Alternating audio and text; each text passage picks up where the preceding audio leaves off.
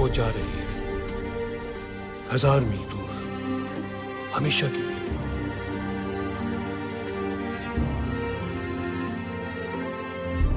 मुझे उसे देखना ही था, एक आखिरी बार।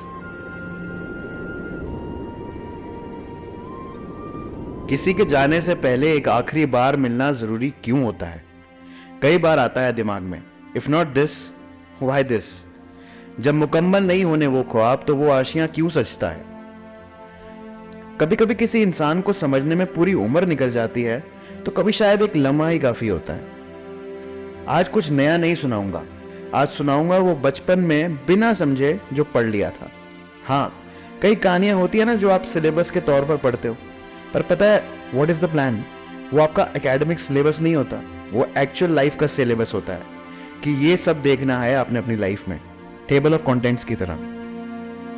तो उस दिन सुबह के 5 बजे थे जब ट्रेन की सीटी से मेरी आंख खुली। सर्दी का टाइम था, स्टेशन धुंध से घिरा और धुंध में से दिखा एक चाय वाला जो मस्त इलायची अदरक डाल के चाय का प्याला बना रहा था। कुछ कुत्ते बेवजह कहीं देखकर भौंक रहे थे। स्टेशन का नाम था देवली। मैं हमेशा अपनी गर्मियों की छुट्टी में अपनी दादी से मिलने यहाँ चला आता था।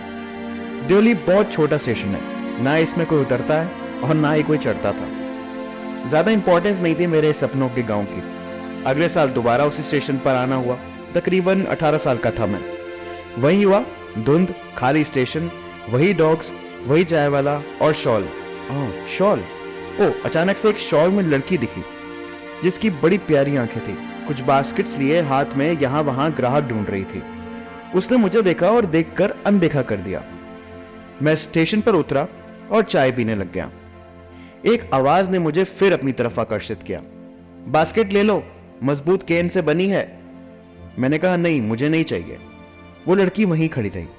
एक ऑकवर्ड सा लुक हमने शेयर किया और उसने बोला, पक्का बास्केट नहीं चाहिए? मैंने कहा चलो आप एक दे दो। वो कुछ बोलने ही वाली थी कि अचानक से स्टेशन मास्टर ने सीटी बजा दी जोर से और उसकी आवाज उसी में दब गई। मैं उस दिन उसी के बारे में सोचता रहा। पता नहीं क्यों वो आंखें, वो आवाज मेरे जहन से नहीं निकली। जब दादी के पास पहुंचा तो सब धुंधला होने लगा, पर जब जब उस स्टेशन पर आता था मेरी नजरें उसे ढूंढती थी। हम मिलते थे, दूर से खड़े होकर मुस्कुराते थे।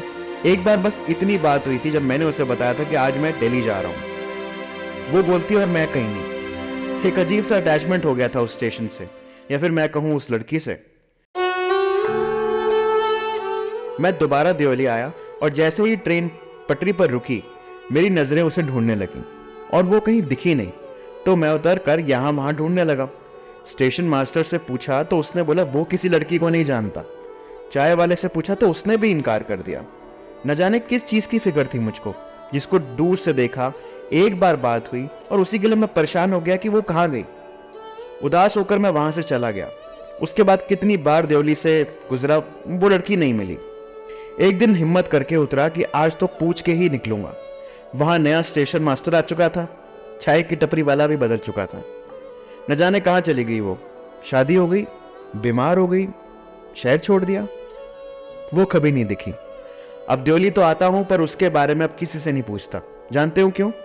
अगर सब कुछ मिल जाएगा जिंदगी में तो तमन्ना किसकी करोगे? कुछ अधूरी ख्वाहिशें ही जिंदगी जीने का मजा देती हैं। रस्किन बॉन्ड की यह कहानी बचपन में पढ़ी थी। इसे समझने के लिए मुझे बड़ा होना पड़ा और आपको भी।